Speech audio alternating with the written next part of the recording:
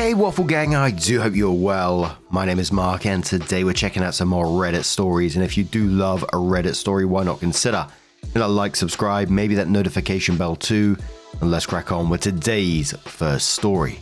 Much love guys. Now today's first story comes from Krispykre and it says, "Am I the arsehole here for being uncomfortable with my fiancée, female 21, going on a trip with her 29 male best friend? My fiancée, female 21, who I'm marrying in 3 months, is currently on a trip with her best friend, male 29. And I'm stuck alone at home, just thinking non-stop about it. To preface, we've been in a bit of a rough patch over the holidays. During Thanksgiving, I looked over my fiancée's shoulder to see she was texting her guy best friend about our sex life. When I brought it up, it was in a half-joking manner, but it got across I was uncomfortable with it. She shut down on me. I felt pretty abandoned in that moment, and she instantly went to that guy best friend to talk about it, as I once saw her texting from over her shoulder. Starting off with, apparently Opie is pissed about us talking about sex. About 20 minutes of laying in bed not talking to each other. We talked it over, and she said she wouldn't do it again, now that she knew I was uncomfortable with it. In September, she had discussed going on a trip to Vegas as a couple's trip with her, me, her guy best friend, and his girlfriend, female 28. I was fine with this and was excited to go. I took the appropriate days off work and was looking forward to it. Later on, she said that the plane tickets were up more than she could afford. She works in aviation, so she's more knowledgeable than me about this kind of stuff, and that the trip would just be her and her guy friend. This was before the incident on Thanksgiving, so I saw no issue. Fast forward to this past week, I told her that just her and him going on the trip would make me uncomfortable. She said she wouldn't go if I was uncomfortable with it, but they had gone in a room with 2 separate beds and had set ground rules. I didn't want to be controlling, so I said they should still go on the trip because I didn't want my insecurity to ruin their good time. Now, they just got there today. The reality of the situation set in for me. I told my family about it because they could tell I was upset, and they all said they wouldn't be comfortable if they were in my situation. I knew that them going on the trip was partially my doing, given I gave the okay. I just feel like telling her that she can't do it again when she gets back, because I know that if the shoe was on the other foot and I went on a trip alone with a female, she would be super upset. Not sure what to do, as I'm considering postponing the wedding because of this. My family told me to make a Reddit post to get some insight, so here I am. Thanks for reading. Wait, what says not the arsehole?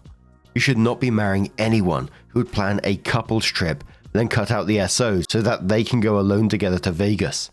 A woman who loved her fiancé would not do that. She has an inappropriate relationship with this guy. She has no business talking to him about your sex life.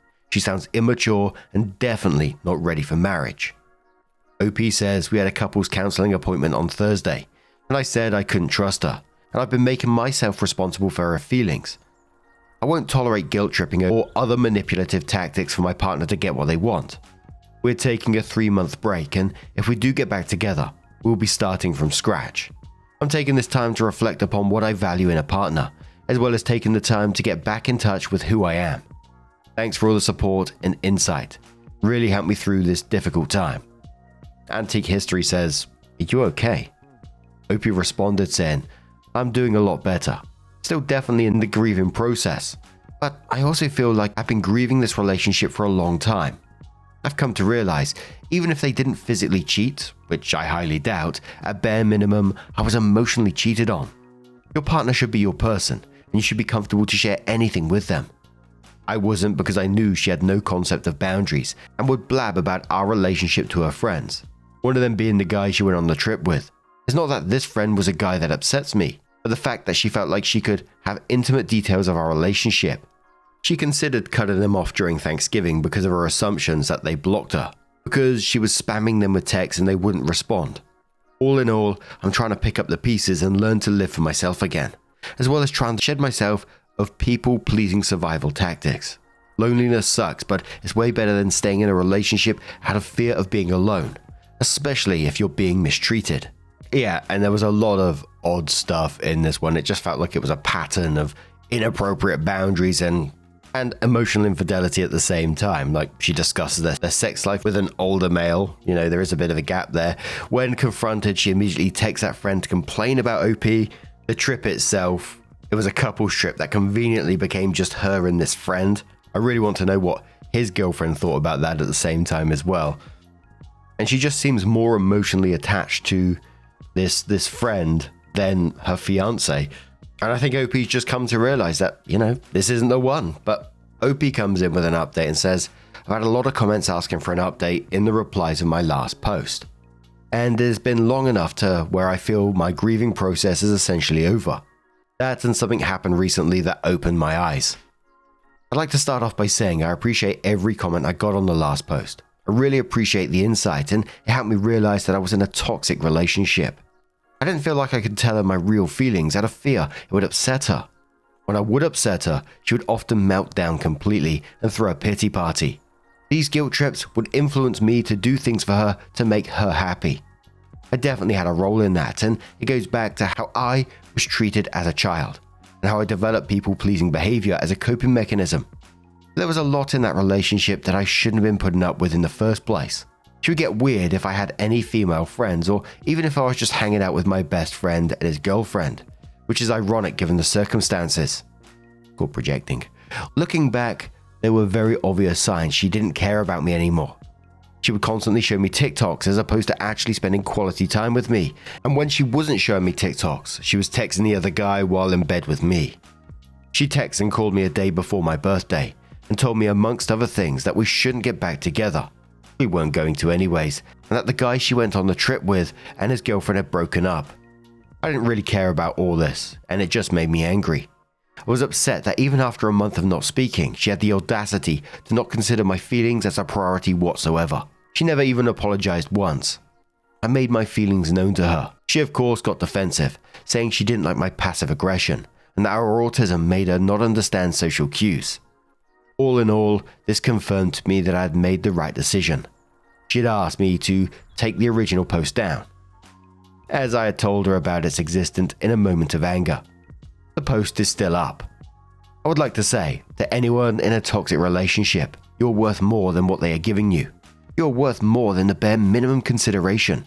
You deserve to surround yourself with people that make you happy and encourage you to grow as a person, not someone that drains your energy and only seems to take. You aren't responsible for how anyone feels. I love you all, and I'm ready to start this new chapter of my life. Commenter says I understand autism and not understanding social cues. She's straight up manipulating or attempting to manipulate to get what she wants. I bet that trip with the guy friend was to break everyone up to get her and him together. Good riddance to her. OP says, I really tried to be understanding and patient with her. Just seemed like it was used more as an excuse. No Hornet says her autism. Her what? Lol, her what? I cannot even. The lie is so palpable you can almost spit it from across the electronic screen. Thank God you are free. Hope you find someone who completes you, makes you whole, and may you return the same vibe to them. Together, may you and whomever you are with grow like great trees in the journey of life, for joy, delight, and prosperity too. But remember to not rush romance. You're looking for your best friend, your life partner, that comes perfectly when you are ready. So work on you until then. OP says I am for sure working on myself now. The more time has gone on, the more I think of instances where she emotionally manipulated me into things I wasn't comfortable with. Hell, I was on the fence about proposing, but she thought in her head that we would get engaged after 2 years together, even though she knew I wasn't ready. I went into debt for this woman, and she didn't respect me enough to stay loyal. I appreciate the kind words, and I wish nothing but the best for you. And let's face it, it was red flags all over the place, from the ticket suddenly being too expensive so OP can't go. There seemed to be no discussion of OP paying for his ticket to go himself or anything along those lines. Just note, oh well, our partners can't go, so we'll just go together. Yeah, come on now. But what do you guys make of this situation? Let us know your thoughts down in the comments below. And let's move on to another story.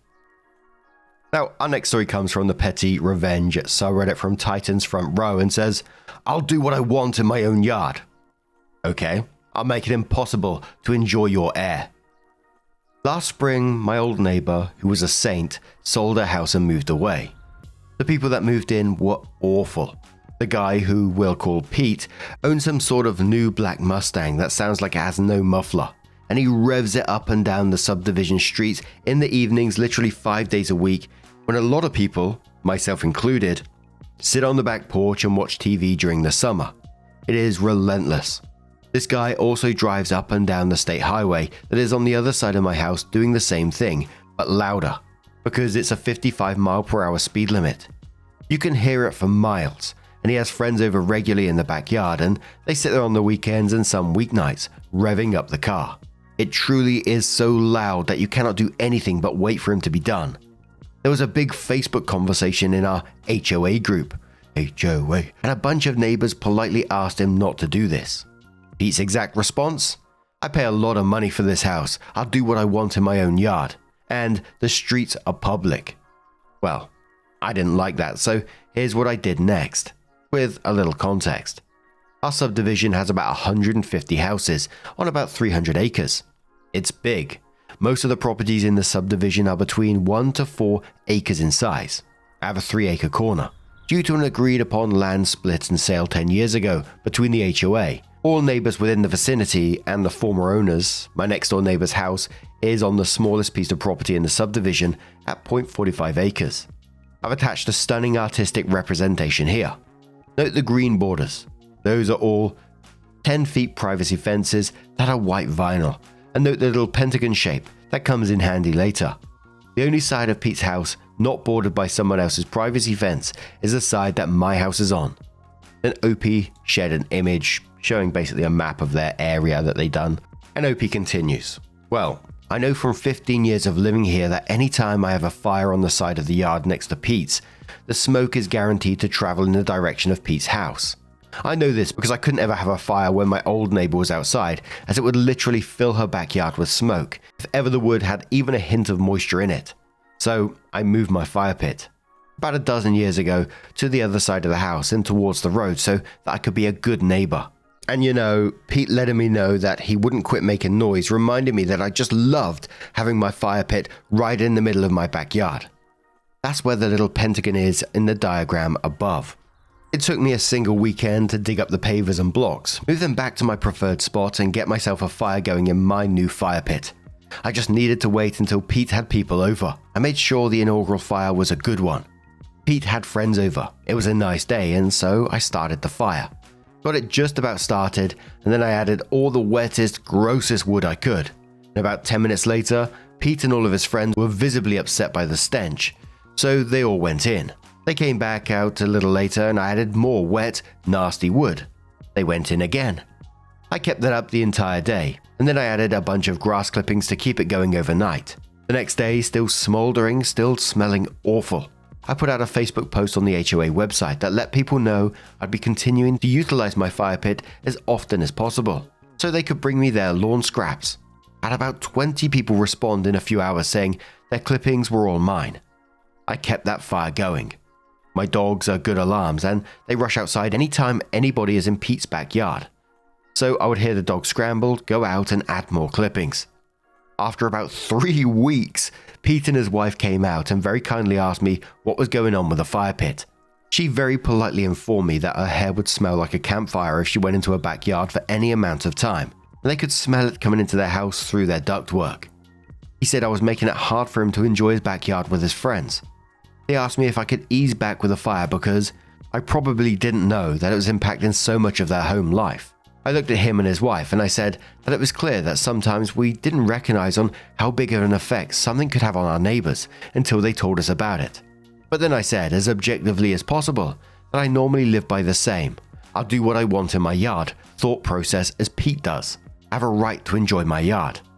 I looked Pete dead in the eyes and said, and I know you support that because of how the conversation concluded about your car, right, Pete? He looked at me like I scratched his favorite CD.